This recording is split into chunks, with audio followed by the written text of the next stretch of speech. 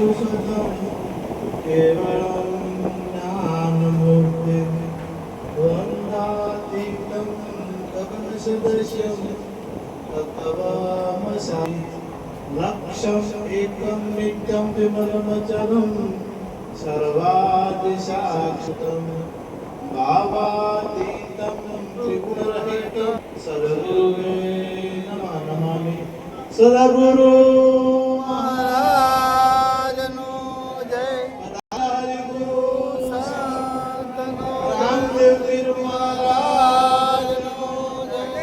सदाराम बापानो जय। सद्गुरु दिनाथ महाराज जय। આજે જૂના દિશા મુકામે રામદેવજી મહારાજના સ્થાનકમાં રામજનો તથા વિદુરમ મહારાજ, સોમશીરો મહારાજના પ્રયાસોથી જે ભજન સત્સંગ રાખ્યો એ બદલ તમામને ખૂબ ખૂબ આભાર। યમદાસ મહારાજને વાત કરી કે જયંતિરામ મહારાજના બધો બચ્ચો છે એમને પણ ખૂબ ખૂબ ધન્યવાદ તથા વ્યાસપીઠની દીપાવના તમામ સંત મહાપુરુષોને પ્રણામ કરું છું, વંદન કરું છું। વિશેષ તો બાળકનો જ્યારે જન્મ થાય અને જન્મ થાય એવો એના ઉપર પદ લાગી હોય બેટો ભાઈ, આ શબ્દો એના ઉપર લાગી છે। મોટો થાય થોડો ભણે તો પછી એના પર વિદ્યાર્થીની પદવી જો ભણવા જાય તો વિદ્યાર્થીની પદવી મેળવવી હોય તો ભણવા જવું પડે અને ભણવા જાય તો તેને વિદ્યાર્થી કહેવાય। જન્મ્યો તો બાળક પણ પછી બેટો છો, ભાઈ છો, વિદ્યાર્થી છો, લગ્ન કરે ઘણું બધું થાય અને તો બધું ઘણું બધું એના જેને નોંધો છે। પછી જો કદાચ ડિગ્રી મેળવે કોઈ તો શિક્ષક પણ થાય, શિક્ષકનું પ્રાગટ્ય થાય એનામ ડોક્ટરનું પ્રાગટ્ય થાય અને એન્જિનિયરનું અવતરણ થાય। આ બધું જ્યારે આ શાસન દ્વારા એ જેમ જેમ દીકરીઓ જે જ્ઞાન પ્રાપ્ત કરતો થાય એવું એનામાં અવતરણ થાય। એવા આપણા રાજસ્થાનમાં એક બાળકનો જન્મ થયો, થોડાક દાડા પછી રામદેવજી અમા આવ્યા। તમારે આજે બધા જે નામો છે પાછળથી પ્રહલાદજી સોદાળી આવ્યા, પ્રહલાદજી જન્મ્યા નથી, એ સોદાળી જ આવ્યા। બાળકનો જન્મ થાય, બેબીનો કે બાબાનો જન્મ થાય પણ વિનુરોમનો ના થાય। સમજાયને વંદન વિનુરોમનો થાય નહીં, એ થોડા દાડા પછી આવ્યા અને રામદેવજી પછી થોડા અભ્યાસ કર્યો, થોડા મોટા થયા એટલે ગુરુ શરણમાં ગયા અને ગુરુ શરણમાં ગયા પછી પીર શબ્દ આવ્યો।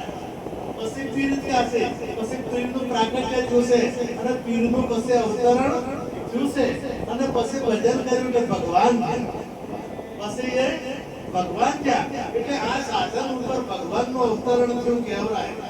યદા યદા હિ ધર્મચર્ચાનિર ભક્તિ ભારત અભ્યુસ્થાનમ અધર્મસ્ય ધર્મ સંસ્થાપનાર્થાય સંભવામિ યુગે યુગે। યુગે યુગે પરમાત્મા આ પૃથ્વી ઉપર અવતાર ધારણ કરી અને અધર્મનો નાશ કરી ધર્મનું સ્થાપન કરે છે। ઈકો ઓછો અવતાર એમ યુગ નામ એ પણ યુગ નામ એ થાય। ચાર યુગો છે। લોકો એવું કહે છે કે સતયુગમાં કોઈ ખરાબ કાર્ય થતું નતું, તો જે દેવોનું દાનવોનું લડાઈ થઈ કે સતયુગમાં થઈ કે કળિયુગમાં થઈ? સતયુગમાં થઈ તો તારે રાક્ષસો હતા ને નતા, દાનવો હતા ને તો દાનવ કોને કહેવાય? દારૂથી તમે વ્યભિચાર કહેતા હોય, કોમ કરતા હોય, કોકનું લૂંટી લેતા હોય, એ તારે હતા। સતયુગમાં હતા, દ્વાપરમાં હતા, દુર્યોધન દ્વાપરમાં હતા, ત્રેતામાં રાવણ હતો, ત્રેતામાં અને કળિયુગમાં છે। જો કદાચ એમ કહેતા કે સતયુગમાં બીજું કોઈ ના હોય તો તમે એ વિચાર કરો સમય, એ સમયમાં એવા લોકો હતા। પણ સતયુગ ચાર દેહ છે, કારણ, મહાકારણ, સૂક્ષ્મ અને સ્થૂલ, આ ચાર દેહ છે અને આ ચાર દેહ એ ચાર યુગ છે। હવે તમારે જો તમે સતયુગમાં છો તો આ કશું એમાં હોય નહીં, પણ આ ના હોય એ સત્ય. હજી કહો ઓછો કરો, કહો ઓછો. એટલે રામદેવજી મહારાજનો પ્રાગટ્ય છું. આ દેહ છોતો તાર છું. તારે રામદેવજી જો મંદિર બનાવ્યું અને જો લોકો આવતા થયા. અત્યારે હાલની વાત કરું તો જે રામદેવ પીરના નોમથી કોઈથી હેડવાનું ચાલુ કરે અને દારૂડિયો હોય તો એને બધી જગ્યાએ ચા મળે, પાણી મળે, ખાવાનું મળે, દારૂ એ અખંડ મળે. ઈયા કરે માનો અમુક તમે એવું ના બધા ખાવાનું મળે, કોઈ પગ દબાવવા વાળા મળે, પછી નવરાવા વાળા મળે. જે ખાવું હોય, ફ્રૂટ ખાવું હોય તો ફ્રૂટ મળે, ખીચડી ખાવી હોય તો ખીચડી મળે.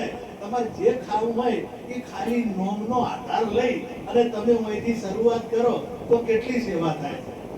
આ પ્રગટ પરચો, કોનું નામ પ્રગટ પરચો કે ખાલી તમે નોમનો આધાર લ્યો છો, લેતા નથી, ખાલી બોલો છો જય બાબારી, જય બાબારી, જય બાબારી, લેતા નથી, બોલો છો. તો આટલું બધું જો કદાચ ફળ મળતું હોય અને એ જઈ અને રોમાપીર સમજે છે કે મારા નોમે આવ્યો છે તો અમને સેવા મળે. પણ જો કદાચ એ પાસે સાચું નોમ ના લે તો એને દંડ પણ મળે ને. જવા વાળા વિચાર કરજો, જે જોશે ને બધાય એ જો તો હાસાદાર જો રોમાપીરે કીધું છે કે પ્રથમ ગુરુ સેવાની વાત કરી. રોમાપીરે 24 પર્યાણો લખ્યા છે અને 24 પર્યાણોમાં નીતિ નિયમો લખ્યા છે.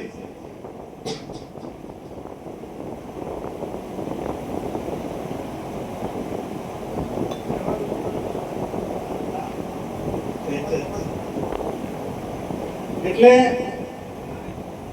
રોમાપીરની જેની ચોરી કરી પેલો દરજી બાપુલાલ 12 જણા રે, અમે 12 જણા પેલા રોમાપીરની મંડળી રમાતી તાર ગવાત અને મને કાપડની ચોરી કરી એટલે પછી જેલમાં પુરાવું પડ્યું, ના પુરાવું પડ્યું. હવે આ 12 જણાનું કુટુંબ હતું. દરજી દર્જણ બાબુલાલ 12 જણા હું ગાતા પેલા. દરજી એટલે કોઈ સમાજ વાળાને વાત કરી નથી. દરજી એટલે દર્દી, જેને જન્મ મરણનો રોગ લાગુ પડેલો છે એ દર્દી. અને આ દર્દી છે જીવ છે, આ દર્દી છે જીવ છે. અને આ જીવને 12 જણાનું કુટુંબ છે. આ જીવને 12 જણાનું કુટુંબ છે. તો ગણજો કામ, ક્રોધ, લોભ, મોહ, મદ, મચ્છર, રૂપ, રસ, ગંધ, શબ્દ અને સ્પર્શ. આ 11 થયા અને 12 હોય. આ 12 જણા તો રોમાપીરની ચોરી કરીને જઈ અને જો રોમાપીને કીધું ના માન્યું આ તો 184 ની જેલ છે. આ જેલ લાગુ પડે ને રોમાપીરનો જન્મ થયો. રોમાપીરનું પ્રાગટ્ય છે. રોમાપીરનો જન્મ ના થાય, રોમાપીરનું પ્રાગટ્ય થયું. એટલે પગલા પડે એટલે બીજી ઉકળતી દેખો ને એ ઠરી જઈ ઠંડી પડી જાય.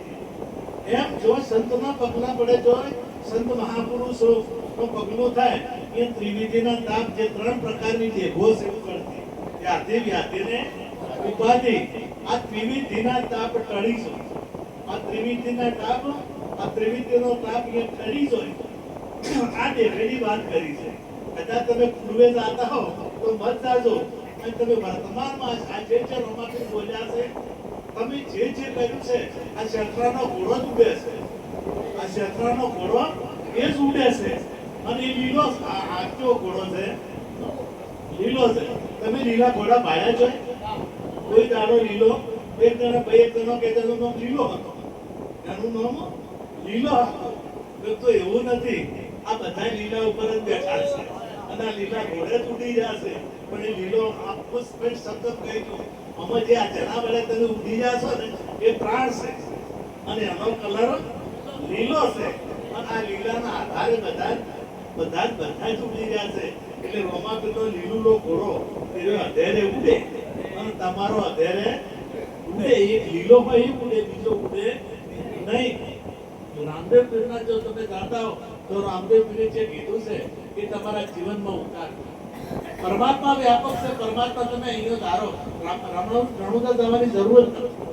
68 તીર્થ મારા ગુરુના શરણે આવું મહાપુરુષો બોલ્યા. અમારા ઘરની વાત નથી. તમે ધારો જે સંતો થયા, જે ભારતની અંદર જે કોઈ સંતો થયા, કે તમામે તમામ સંતો તો ભગવાનને ગોતવા ગયા છે, શોધવા ગયા છે, કે ભગવાનને એમના ઘેર આવવું પડ્યું છે.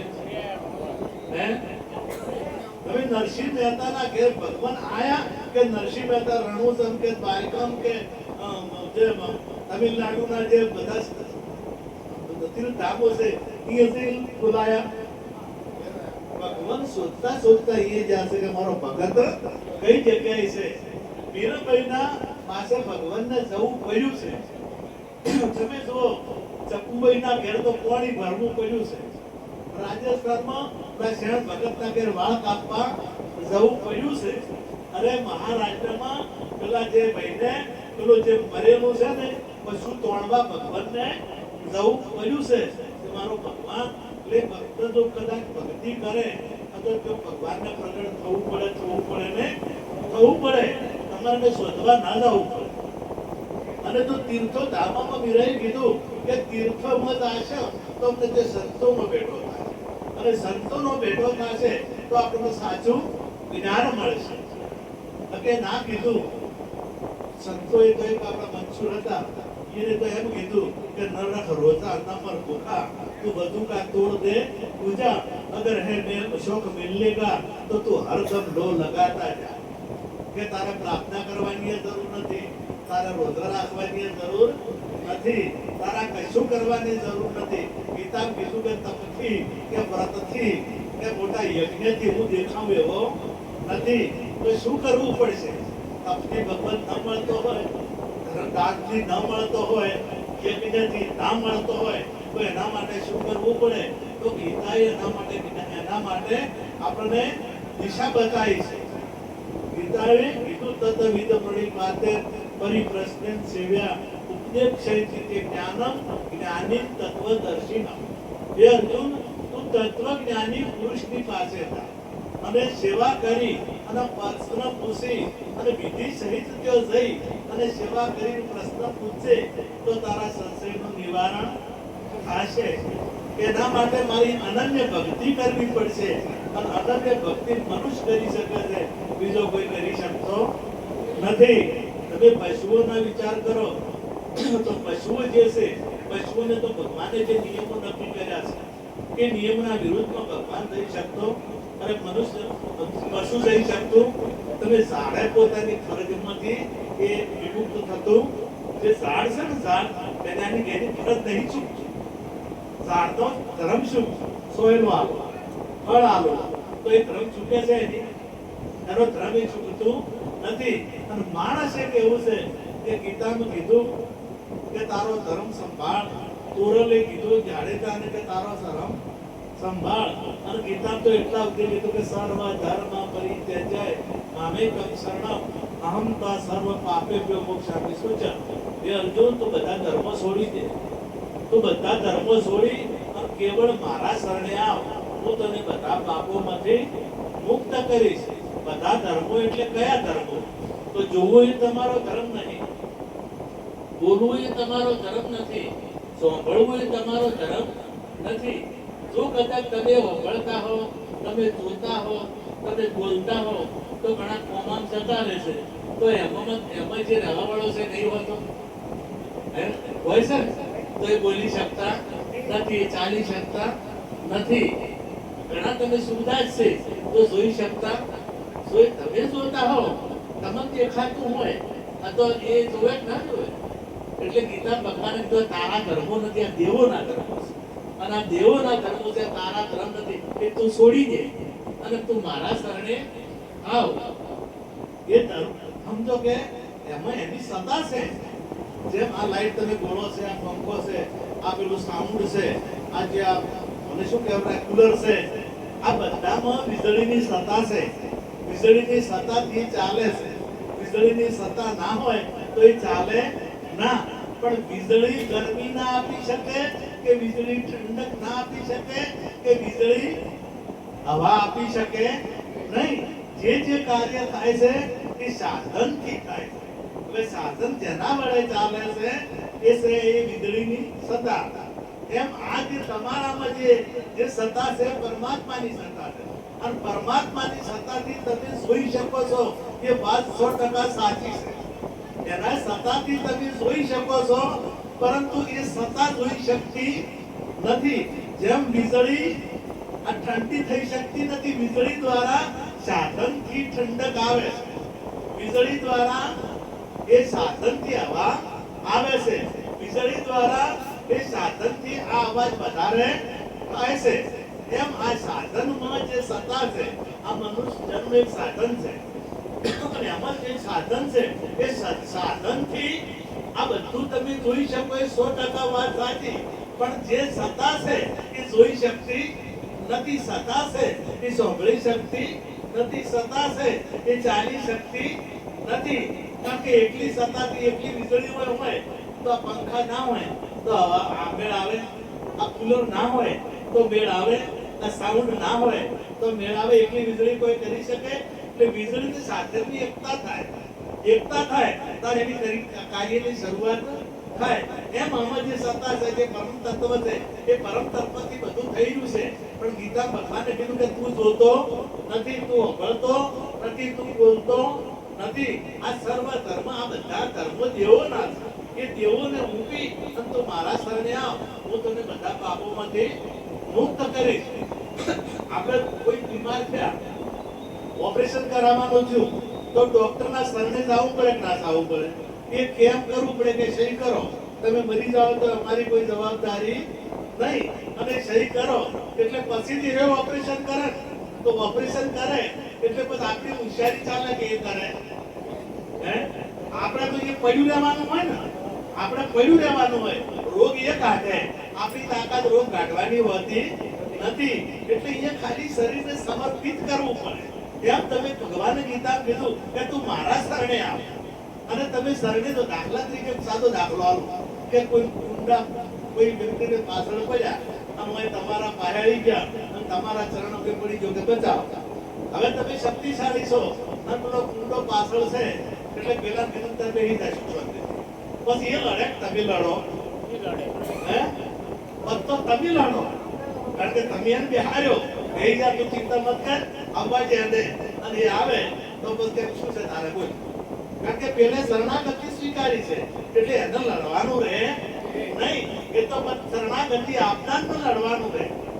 પેલા તેતરાબેલે જેટલાય મરી ગયા જેટલા સત્ય ઘટના બનેલી છે વર્ષો પહેલા, એ તેતરાનું શરણું લીધું હતું અને અમે મારવા તેતરાની પાછળ પડેલા હતા.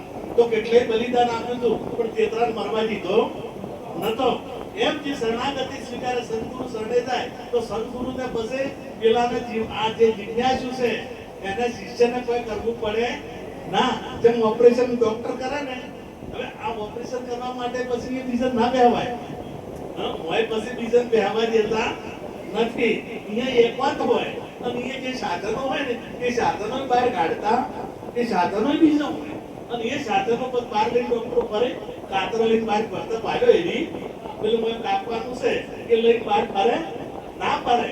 કારણ કે એમાં સાધનો જુદા હોય, ઓપરેશન થિયેટર જુદું હોય. એમ જ્યારે શરણાગતિ સ્વીકારે અને સદગુરુનું શરણ લે તો એ પછી જન્મ મરણનો જે મહારોગ છે, રામ નામ કેવું સદી ખરા ખરતી થાય, અંત પીડા વ્યાપે નહીં અને મહારોગ મટી જાય. એ પછી એ રોગ સદગુરુ મટાડે. પછી શિષ્યને એ કરવું પડતું પણ શરણાગતિ સ્વીકારવી પડે. શરણાગતિ સ્વીકારે તો જ આ મેળ આવે અને તો જ પછી. અને જ્યારે અર્જુનને શરણાગતિ સ્વીકારી તો પછી એને વૈરાટ સ્વરૂપ જો એમાં ખાસ એક સમજવા જેવી વાત મહાભારતમાં અર્જુન જ્યાં સુધી શરણાગતિ નથી સ્વીકારી એટલે પૂછ કર્યું છે. કૃષ્ણ ભગવાનને પૂછ કર્યું છે અને પછી શરણાગતિ સ્વીકારી એટલે અર્જુને પ્રશ્ન કર્યો. અર્જુનને કીધું કે દ્રોણ ગુરુને કોણ મારો? કોઈને પ્રશ્ન કર્યો કે ના ગુરુ છે તે મારો, એમ નહીં કીધું. અને પછી ભીષ્મ પિતાને મારવાનું કીધું તો એ ના પાડ્યો, એ ના નહીં પાડ્યો. એ ગુરુએ કીધું, પરમાત્માએ કીધું. એ અર્જુને શરણાગતિ સ્વીકાર્યા પછી કોઈ વાતનો ઉલ્લંઘન કર્યું નથી. એમ અહીંનો જે શિષ્ય છે એ સદગુરુ મહારાજના ચરણે જાય અને સદગુરુ મહારાજનું યથાર્થ રીતે પાલન કરે તો એને વૈરાગનું દર્શન થાય અને એનું જન્મ મરણનું બંધન જાય છે, એને આત્માની ઓળખાણ થાય છે. પણ આ તો બે શિષ્યને ગુરુ બેઠા હતા. એટલે ગુરુએ કીધું કે આ કાકા છે ખોખટકા કરી. એટલે પેલો સેવક કે બાપુ શું આવું બોલો છો? મને ખોખટકા ખાતા છે, મને તો નેટ બે કટકા થયો એવું નથી અને તમે ખોખટકાનું કહો છો. એટલે બીજો બેઠો હતો, એને કીધું કે લે ખોખટકા કરવાના. એટલે પેલે શરૂઆત કરી, બે કર્યા, ગુરુ મહારાજ કે થઈ ગયા. લોકો શું ખાવ ગપ્પા મારો છો? ખાધ્યા જ ખાતા જ આ બે થયા છે અને તમે હો કહો છો કે એ સવાલ નહીં, એને પોઈન્ટનું છે. પોઈન્ટ ના થાય એને પ્રશ્ન ઉભો કર્યો નથી કે ના થાય એને ખાલી મેં કીધું અને એને શરૂઆત કરી અને તે વસ્તુનો તર્ક ઉભા કર્યા. જે તર્કવાળાના પરમાત્માનો સાક્ષાત્કાર થતો નથી. જેને જેને જેને જેને સદગુરુ મહારાજનું વચન આપણે ભણતા ત્યારે પાઠ આવતા, તમે જો પેલો અરુણ ચારા વાળવા મેલ્યો છે તો આડો પડી ગયો છે, દાડો હાથમાં છે તો ઘેર નથી, એનો નોમ આવ્યા છે અને એમને ગ્રંથો લખ્યા છે.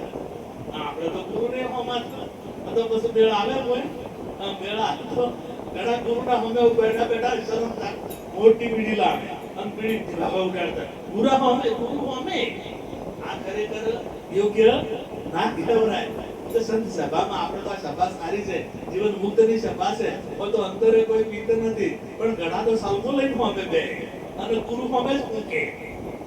એટલે એક ખરેખર ગુરુની મર્યાદા. ગુરુ શું છે? ગુરુ બ્રહ્મા, ગુરુ વિષ્ણુ, ગુરુ દેવો મહેશ્વર, ગુરુ સાક્ષાત પરિબ્રહ્મ તસ્મૈ શ્રી ગુરુવે નમઃ. અને રામદેવ પીરે એ ગુરુનું વચન મોન્યું, સદગુરુ મહારાજ બાળીનાથનું વચન મોન્યું તો એ ભગવાન છે. નર એસી કરણી કરે તો નર્મથી નારાયણ થાય. આ જે સાધન મળ્યું છે એમાંથી વકીલ થવું થવાય, ડોક્ટર થવાય, એન્જિનિયર થવાય, રાજકારણી થવરાય, સરપંચ થવરાય, આ બધું થવરાય. અને દારૂ પીવું હોય તોય પીવરાય, ચોરીઓ કરવી હોય તોય કરવાય. અને જે તમારે જો નર એસી કરણી કરે તો નર્મથી નારાયણ થાય, થાય ને થાય. એટલે તમારા હાથની વાત છે. એક જ જન્મ એવો મળ્યો છે કે તમને સુખી મળી છે. આમ તો તમામે તમામ યોગીઓમાં કોઈને આવી સુખી મળે. તમારે જે ખાવું હોય ખાઈ શકો, જે પહેરવું હોય પહેરી શકો, તમારે જે બોલવું હોય બોલી શકો, તમારે જોઈ જવું હોય લઈ શકો. આ બધું તમને એકલાને સુખી મળી છે. અને તમારે જે કરવું હોય કરી શકો. એટલી સુખી શા માટે મળી કે તમે પ્રભુ ભજન કરી અને પ્રભુના જેવા થઈ શકો, પ્રભુ થઈ શકો. એટલા માટે તમને આ સુખી મળી છે. એટલે આપણને આ સુખી મળી એનો લાભ લેવાનો છે. અને જો આ લાભ જતો રહ્યો, આ યોગ જતો રહ્યો તો ફરી લક્ષ 84 છે છે. લક્ષ 84 માં ના જવું હોય તો સદગુરુ મહારાજના શરણે જઈ અને જે સમજવાનું છે બધા એક જ વાત કરે કે સદગુરુ શરણે દો, સદગુરુ શરણે દો. તો મને એક જણે પ્રશ્ન કર્યો કે તમે આ બધા ગુરુની વાત કરો તો ગુરુ શરણ શા સિવાય કે આ કોઈ આત્માની ઓળખાણ ના થાય, ભગવતની ઓળખાણ ના થાય? તો અમે તો જો આવું વચું નહીં કે અમે આવું કોઈ જોડ્યું નથી. આપણે રોજ શા માટે રોટલો શાક કરીએ છીએ? આપણે રોજ એકનું એક કાયમી રોટલો શાક, કાયમી રોટલો શાક, બીજું કોઈ ખાતા જ નથી. તો કે જીવન ટકાવવા માટે, આ જીવવા માટે ખાવું પડે. અને બીજું ખાતા હો તો પોદડો બીજો આમે પોદડો ખાતા હો, બીજું ખાતા હો, રોટલો દાળ શાક ને ભાત આ શું કાયમી પડે? એના માટે તો એ જરૂર પડે. તો તમારે જીવન ટકાવવું છે તો એ શરીર ખોરાકની જરૂર પડે છે. અને તમારે અમર ખાવું હોય તો જે ખોરાક જો મળતો હોય અહીંયા જવું પડે ને જવું પડે. હવે તમારે હીરા જોવે તો હીરાવાળાની પેઢીએ જવું પડે, શાકભાજી વાળાની જો તો મેળ આવે ને. એટલે જે જગ્યાએ આ મળતો એટલે તત્વજ્ઞાની ગુરુ ગીતા, ગીતામાં ભગવાને તત્વજ્ઞાની ગુરુ ગીતા, તત્વજ્ઞાની ગુરુ પાસે જઈ અને આ જ્ઞાન તું મેળવી લેજે. બેડો પાર થઈ જાય. માથે હાથ મેળવાથી કલ્યાણ થાય નહીં, કદાચ મંત્ર રટવાથી કલ્યાણ થાય. મેં પેલા સ્ટાર્ટિંગમાં વાત કરી કે રોમાપીરી જોઈ, રોમાપીરનું નામ બોલે છે તો કેટલી સેવા મળે છે. લેવું ને બોલવું બે વાતો સુધી છે, બધા ખબર છે આ વાત કે એક નામ લેવું અને એક નામ બોલવું. તમે વસ્તુ બોલો છો, ખોડ ખોડ ખોડ ખોડ બોલો છો, પણ લેતા નથી. અને દુકોને જઈ લીધા પછી ખોડ બોલવી પડે નહીં. તમે જે મૂળ છે ચૂકવી અને ખોડ લ્યો તો બોલવું પડે. મોંથી ગોળ લેવા જવું છે બીજું રોમ મહારાજને, તો મોંથી કહેવું પડે કે ગોળ લેવા જવું છે, બોલવું પડે. દુકાને જઈ અને કે કિલોના 50 રૂપિયા આપ્યા અને કિલો ગોળ લીધો એટલે પછી બોલવું પડે. આ કોઈ પૂછત કે શું લાવ્યો કે ગોળ લાવ્યો. લીધા પછી એમ જે રામનું નામ જે લેતો નથી ને, ખાલી બોલે છે, એને મેળ આવતો લેવું પડે. અને લ્યો તો જ ભૂખ મટે. બોલવાથી ભૂખ. તમે ભોજન સમારંભ રાખ્યો હતો તો એ બધા ખાલી ઉભા ઉભા બોલ્યા હોય તો દાળ શાક ભાત રોટલી, દાળ શાક રોટલી, દાળ શાક ભાત આવું બોલ્યા હોય તો કોઈને ભૂખ મટો ના મટે. ભૂખ એમ લેવું પડે, એમ રામ નામ લેવું પડે. એટલે રામ નામ લીધા સિવાય મેળ આવે એવો નથી. આટલું કહી મારી વાણી વિરામ આપું. સદગુરુ મહારાજ.